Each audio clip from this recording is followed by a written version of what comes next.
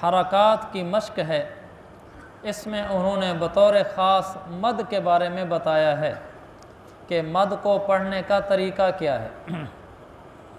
ये देखें, पहले यहीं से देखें, लिखा हुआ है कायदा नंबर 1, हरूफ मद्दा के बाद अगर हमज़ा हो तो मद हमेशा 4 अलिफ होगी।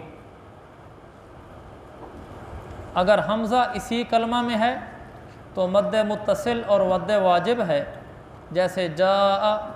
अगर हरूफ मद्दा पहले कलमा के आखिर में हो और हमज़ा दूसरे कलमे के शुरू में हो तो इसको मद मुनफसिल और मद जायज़ कहते हैं। ये तो होगी थोड़ी सी यानी एक टिपिकल बात और इस्तिलाही बात, टर्म इस्तेमाल हुई है, लेकिन जैसा हमारा हल्का है, हम कोई कुरान का बड़ा किरात का कोर्स नहीं कर रहे, हम इतना सीख रहे हैं कि कम अज़ कम हमें कुरान सही पढ़ना आ जाए। उसमें इस लफ्ज़ से मुतल्लिक़ा हमारे से मुतल्लिक़ा जो चीज़ है मैं वो अर्ज़ कर देता हूँ। एक है मद वाजिब और एक है मद जायज़। तो मद वाजिब मैं समझा देता हूँ, चूँकि इस मद को करना ज़रूरी होता है, लिहाजा चूँकि ये मद वाजिब है इसको हम ज़रूर इस मद को खींच कर पढ़ा करें। हरूफ मद्दा के बाद अगर हमज़ा हो तो हमेशा 4 अलिफ होगा। हर्फ मद्दा आप जानते हैं, हर्फ मद्दा अलिफ है, अलिफ से पहले कोई भी हर्फ आ जाए तो वो अलिफ मद्दा होता है, जैसे बा अलिफ बा। और ऐसे ही वाव मद्दा, ये वाव है उसके पीछे पेश है बू। और इसी तरह ये या मद्दा है, अलिफ से पहले ज़बर हो तो अलिफ मद्दा है, वाव से पहले पेश हो तो ये वाव मद्दा है, या से पहले ज़ेर हो तो ये या मद्दा है। यह हम कई दिनों से पढ़ रहे हैं। अब हमने आज का सबक ये है, अगर इस मद्दा के बाद, अलिफ मद्दा के बाद, वाव मद्दा के बाद या मद्दा के बाद अगर हमज़ा आ जाता है तो फिर हमने इसको कैसे पढ़ेंगे। बा अलिफ बा है, आगे हमज़ा आ गया, यानी बा आ, बा अलिफ आगे हमज़ा ज़बर आ, बा। ये बा वो पेशबू आगे हमज़ा है, हमज़ा के ऊपर मसलन ज़बर है, ये ऐसे बी और आगे इसके हमज़ा है। ये 3 लफ्ज़ मैंने लिखे हैं। तो जब अलिफ मद्दा था तो मैंने कहा था 1 अलिफ के बराबर पढ़ेंगे, ये हमज़ा के बग़ैर बता रहा हूँ, यानी अभी जब मैं पढ़ने लगा हूँ तो मैं हमज़ा के बग़ैर पढ़ूँगा। बा अलिफ बा 1 अलिफ के बराबर खींचना था हमज़ा के बग़ैर। बा वाव पेश बू 1 अलिफ के बराबर खींचना। बा या ज़ेर बी 1 अलिफ के बराबर का मतलब होता है ये उंगलियां बंद करें। आप आराम से उंगली खोलें, जितनी देर में उंगली खुलती है इतनी देर तक आप खींचते रहें, इसको कहते हैं 1 अलिफ के बकदर।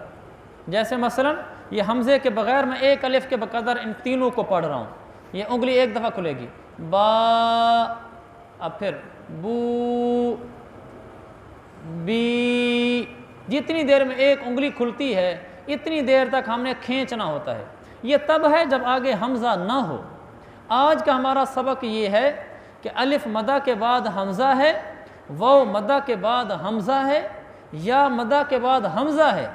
अब इस अलिफ को और इस वाव को और इस या को 4 अलिफ के बराबर खींचना है और ये वाजिब है। अब देखना जैसे बा आगे हमज़ा है ना, अभी 4 अलिफ होगा, बा 4 उंगलियां खुल गई। ऐसे ही बू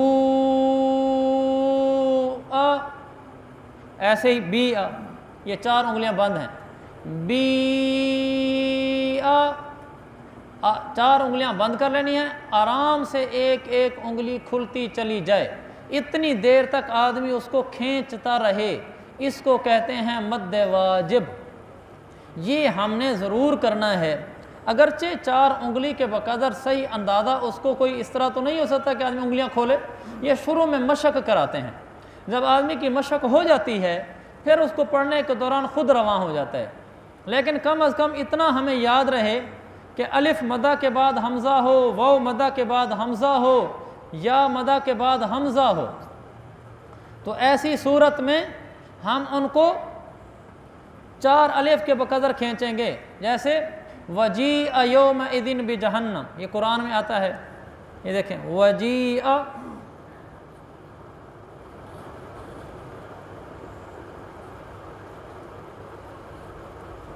वजी अयोम इदिन बि जहन्नम योम इदिन यतज़क्करुल इंसान व अन्ना लहु ज़िक्रा, ये 30वें पारे में। ये वजी वो निकाल दें समझने के लिए, जी आ है कुरान में।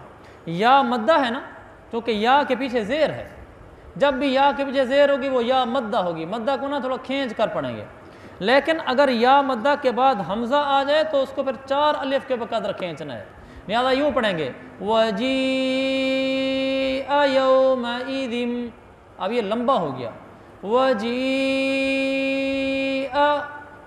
4 अलिफ के बकदर खींचा है। ऐसे ही कुरान में आता है तबूआ, तबूआ बिस्मी कुरान में है। तबूआ नजर आ रहा होगा। तबू वाव मद्दा है ना, क्योंकि वाव से पहले पेश है। जब वाव से पहले पेश है और वाव के बाद हमजा है, जब वाव से पहले पेश होगा तो ये वाव मद्दा होगा। अगर वाव मद्दा के बाद हमजा आ गया है तो 4 अलिफ अन तबू इस तरह पढ़ेंगे, यानी लंबा खींचेंगे। तो ये याद रहे। ऐसे ही कुरान में आता है वजा रब्बुका, कुरान का लफ्ज़ है। इसके ऊपर जो मद दी जाती है ना, वो लंबी मद देते हैं। फिर ये जो मद मैंने डाली है, ये बा अलिफ बा और आगे हमजा, ये मद। जहाँ ये मद दी हुई हो, इस मद का मतलब ही ये होता है कि आपने इसको 4 अलिफ के बराबर खींचना है। तो लिहाजा कुरान में आता है वजा रब्बुक, तो इसको यूँ पढ़ेंगे वजा रब्बुका, 4 अलिफ के बकदर खींचना है।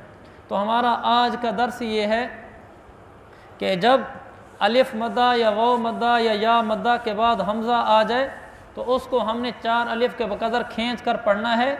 इसकी निशानी ये है इसको मद की, कि यहाँ हमने 4 अलिफ खींचने हैं।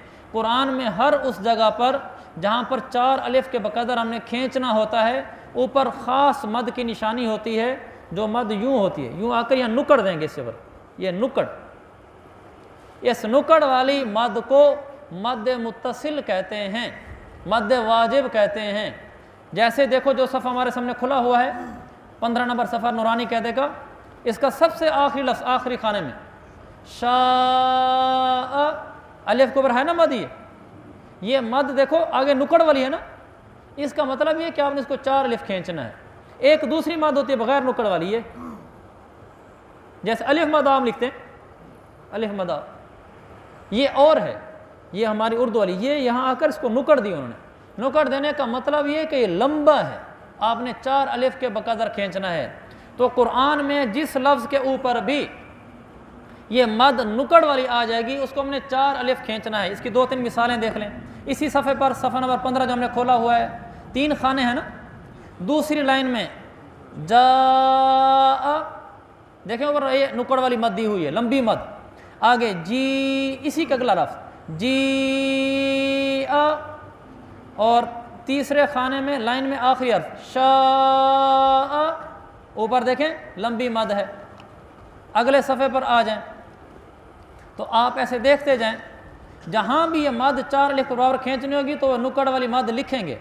पहली, दूसरी, तीसरी, चौथी लाइन में मा इन, 5वीं, छठी लाइन में आखिरी खाना आइलन, 7, 8, 9, 10, 11, फिर 11वीं लाइन में आखिरी 2 लफ्ज़ अताअन और गुसाअन।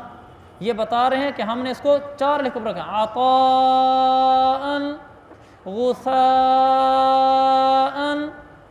दूसरी, तीसरी, चौथी, 5वीं लाइन, छठी, 7वीं, 8वीं, 9वीं, 10वीं,